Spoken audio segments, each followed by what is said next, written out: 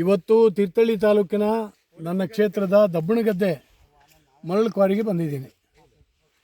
ಮರಳು ಕ್ವಾರಿಯಲ್ಲಿ ನನಗೆ ಸುದ್ದಿ ಬಂದಿದ್ದು ಬೆಳಗ್ಗೆಯಿಂದ ಸುಮಾರು 200 ಲಾರಿ ಲೋಡ್ಗಳು ಮರಳು ಹೋಗಿದೆ ಶಿವಮೊಗ್ಗ ಮತ್ತು ಬೇರೆ ಬೇರೆ ಭಾಗಕ್ಕೆ ಅಂತೇಳಿ ಸುದ್ದಿ ಬಂತು. ನಾನು ತಕ್ಷಣ ಪೊಲೀಸ್ ಮತ್ತು ತಹಸೀಲ್ದಾರನ್ನ ಎಚ್ಚರಿಸಿದೆ. ತಹಸೀಲ್ದಾರಿಗೆ ಇದು ಗೊತ್ತಿದೆ, ತಹಸೀಲ್ದಾರ್ ಗಮನದಲ್ಲಿದೆ. ಯಾಕಂದರೆ ಬೆಳಗ್ಗೆ 7:15 ಅವ್ರು ಬಂದು ಹೋಗಿದ್ದಾರೆ. ಅವ್ರ ಎದುರುಗಡೆನೇ ಲಾರಿಗಳು ಪಾಸ್ ಆಗ್ತಾಯಿದ್ದಾವೆ. ನಾನಿಲ್ಲಿ ಬಂದು ಜಿಯಾಲಜಿಸ್ಟನ್ನು ಫೋನ್ ಮಾಡಿ ಕೇಳಿದೆ, ಏನಾಗಿದೆ, ಎಷ್ಟು ಪರ್ಮಿಟ್ ಇಶ್ಯೂ ಮಾಡಿದ್ದೀರಿ, ಇಲ್ಲಿ ಒಂದು 100 ಲಾರಿಗಳು ಇಲ್ಲೇ ನಿಂತಿದ್ದಾವೆ ಅಂತ ಕೇಳಿದಾಗ, ಇಲ್ಲ ಸರ್ ಪರ್ಮಿಟೇ ಇನ್ನೂ ಇಶ್ಯೂ ಮಾಡಲಿಲ್ಲ, ಇದಕ್ಕೆ ಒಂದು ಪರ್ಮಿಟು ಇಶ್ಯೂ ಆಗಲಿಲ್ಲ ಅಂತ ಹೇಳಿದ್ರು. ನನಗೆ ಇನ್ನೂ ಕುತೂಹಲ ಆಯಿತು. ಇಲ್ಲಿ ಬಂದು ನೋಡಿದ್ರೆ CCTV ಇಲ್ಲ, ಸಾವಿರಾರು ಲೋಡು ಹೊಡೆದು ಮರಳು ಸ್ಟಾಕ್ ಮಾಡಿದ್ದಾರೆ. ಈಗ ಜಿಯಾಲಜಿಸ್ಟ್ ಬಂದ್ರ ಮೇಲೆ ಫೈಲು ತರಿಸಿ ನಾನು ನೋಡಿದ್ರೆ ಕಳೆದ ವರ್ಷ 1,08,00,000 ಪೆನಾಲ್ಟಿ ಹಾಕಿದ್ದಾರೆ ಈ ಕ್ವಾರಿಗೆ. ವೇಣುಗೋಪಾಲ್ ಅನ್ನೋಂಥ ಮನುಷ್ಯನಿಗೆ 1,08,00,000 ಪೆನಾಲ್ಟಿ ಹಾಕಿದ್ದಾರೆ. ಪೆನಾಲ್ಟಿ ಹಣ ಕಟ್ಟದೇನೆ ಇವರು ಕ್ವಾರಿನಲ್ಲಿ ಮರಳು ಆ್ಯಕ್ಟಿವಿಟೀಸ್ ಮಾಡಲಿಕ್ಕೆ ಬಿಡಲಿಕ್ಕಿಲ್ಲ. ಇವರು ಅದನ್ನು ನಿಲ್ಲಿಸ್ಬೇಕಾಗಿತ್ತು. ಕೇಳದೆ ಇಲ್ಲಿ ಒಬ್ಬ ಯಾರೋ ಕಾಂಟ್ರಾಕ್ಟ್ರು ಒಂದಷ್ಟು ಜನ ಸೇರಿ ಇದನ್ನು ಮಾಡ್ತಾಯಿದ್ದಾರೆ. ಅದರಲ್ಲಿ ಮೇಜರ್ ಕಾಂಗ್ರೆಸ್ ಮುಖಂಡರುಗಳಿದ್ದಾರೆ. ಅವರು ಈ ದಂಧ ಮಾಡ್ತಾಯಿದ್ದಾರೆ.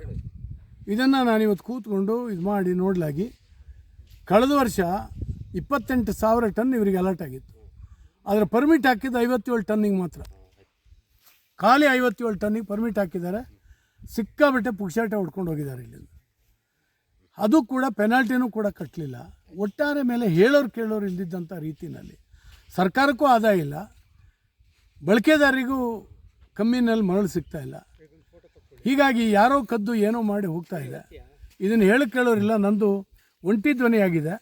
ನಾನು ರಾಜ್ಯ ಮಟ್ಟದ ಅಧಿಕಾರಿಗಳ ಗಮನಕ್ಕೂ ಇದನ್ನು ತಂದಿದ್ದೀನಿ.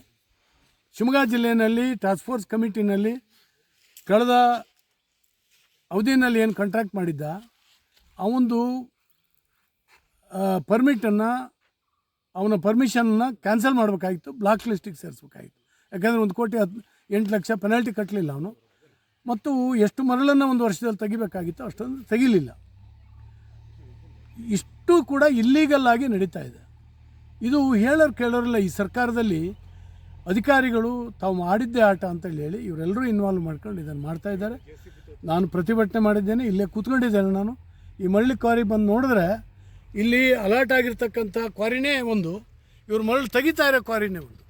ಇಲ್ಲಿ ಸಿಬ್ಲಗುಡ್ಡೆಯ ಮತ್ಸ್ಯಧಾಮ ಏನಿದೆ, ಇಲ್ಲಿ ಮರಳು ತೆಗಿತಾ ಇದ್ದಾರೆ. ಇಲ್ಲಿ ತೆಗಿಲಿಕ್ಕೆ ಬರೋದಿಲ್ಲ, ಇಲ್ಲಿ ಇಲ್ಲಿಗಲ್ ಆಗುತ್ತೆ.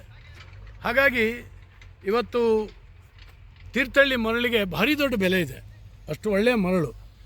ಇದನ್ನು ನಾವು ಮರಳು ತೆಗಿಬೇಡಿ ಅಂತ ನಾನು ಹೇಳೋದಿಲ್ಲ. ಕಾನೂನುಬದ್ಧವಾಗಿ ಹೋಗಲಿ ಅಂತ ಹೇಳಿದ್ರೆ ಕಾನೂನುಬದ್ಧವಾಗಿ ಹೋಗ್ಲಿಕ್ಕೆ ಬಿಡೋದಿಲ್ಲ. ಇಲ್ಲಿ ಪೊಲೀಸ್ ಪಾಲ್ದಾರ್ಗೆ ಉಂಟು, ರೆವಿನ್ಯೂ ಇದು ಪಾಲ್ದಾರಿಕೆನೂ ಇದ್ದಂಗಿದೆ. ಮತ್ತು ಫಾರೆಸ್ಟ್ ಡಿಪಾರ್ಟ್ಮೆಂಟು ಕಣ್ಣೆತ್ತಿ ಕೂಡ ನೋಡೋದಿಲ್ಲ. ಜಿಯಾಲಜಿಸ್ಟು ನಮಗೆ ಮೆನ್ನಿಲ್ಲ ಅಂತ ಹೇಳ್ತಾ ಇದ್ದಾರೆ. ನಾವು ಫೋನ್ ಮಾಡಿದ್ರ ಮೇಲೆ ಅವ್ರು ಬರ್ತಾರೆ. ಈ ರೀತಿ ಎಲ್ಲರೂ ಕೂಡ ಹಂಚ್ಕೊಳ್ತಾ ಇದ್ದಾರೆ. ಇದರಲ್ಲಿ ಪಾಲ್ದಾರರು ಇವರಲ್ಲ. ಆದ್ದರಿಂದ ನಾನೊಬ್ಬ ಈ ತಾಲೂಕಿನ ಜನಪ್ರತಿನಿಧಿಯಾಗಿ ಇದು ಕಾಪಾಡೋದು ನನ್ನ ಕರ್ತವ್ಯ ಅಂತೇಳಿ ತಿಳ್ಕೊಂಡು, ನಂದು ಒಂಟಿ ಧ್ವನಿ ಆದರೂ ಕೂಡ ಅಡ್ಡಿ ಇಲ್ಲ, ನಾನು ಇದನ್ನು ಮಾಡಬೇಕು ಅಂತೇಳಿ ನಾನಿವತ್ತು ನಮ್ಮ ಮುಖಂಡರಾಗಿರ್ತಕ್ಕಂಥ ಅಶೋಕ್ ಮೂರ್ತಿಯವರು, ನಮ್ಮ ಮುಖಂಡರಾಗಿರ್ತಕ್ಕಂಥ ಕುಕ್ಕೆ ಪ್ರಶಾಂತ್ ಅವರು, ನಾವು ಇಲ್ಲಿಯ ನಮ್ಮ ಬೂತ್ ಅಧ್ಯಕ್ಷರಾದಂಥ ಸುದೀಪ್ ಅವರು, ನಮ್ಮ ಚಂದ್ರಶೇಖರ್ ಇಲ್ಲಿ ದಬ್ಬಣಗದ್ದೆ ನಮ್ಮ ಮುಖಂಡರು, ಮಾಜಿ ಪಂಚಾಯಿತಿ ಅಧ್ಯಕ್ಷರವರು, ನಾವೆಲ್ಲ ಇಲ್ಲಿದ್ದೀವಿ. ಹೀಗಾಗಿ ಪ್ರತಿಭಟನೆ ಮಾಡಿದ್ದೀವಿ. ಈಗಾಗಲೇ ಮರಳನ್ನು ಅಲ್ಲಿ ರಾಶಿ ಹಾಕಿದ್ದನ್ನು ತೋರಿಸಿದ್ದೀವಿ. ಇದೆಲ್ಲವೂ ಕೂಡ ಕಾನೂನು ಪ್ರಕಾರ ಮಾಡ್ತೀವಿ ಅಂತ ಜಿಯಾಲಜಿಸ್ಟ್ ಹೇಳಿದ್ದಾರೆ. ನಾನು ಅದನ್ನು ಗಮನಿಸ್ತಾ ಇದ್ದೀನಿ. ಮತ್ತು JCBಗಳು 5 ಇದ್ದಾವೆ. ಈ ಕ್ವಾರಿನಲ್ಲಿ ನಾವು ಬಂದಾಗ ಇಲ್ಲಿ ಮುಚ್ಚಿ ಕೂತಿದ್ರು ಅವರು, ಈಗ ಹೊರಗೆ ಬರ್ತಾ ಇದ್ದಾರೆ. ಅಷ್ಟು JCBಗಳು ಇಲ್ಲೇ ಇದ್ದಾವೆ. ಮೇಲ್ಗಡೆ ಒಂದು 3-4 ಇಟಾಚಿಗಳಿದ್ದಾವೆ ಅಲ್ಲಿ ಮರಳು ಯಾರ್ಡಲ್ಲಿ.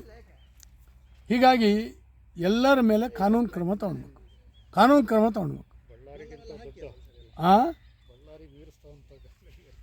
ಅದರಿಂದ ಇದನ್ನು ನಾನು ಒತ್ತಾಯಿಸ್ತೇನೆ ಮತ್ತು ನಾನು ಇದನ್ನು ಪ್ರತಿಭಟಿಸ್ತೇನೆ. ನಂಬರ್ ಎಲ್ಲರದು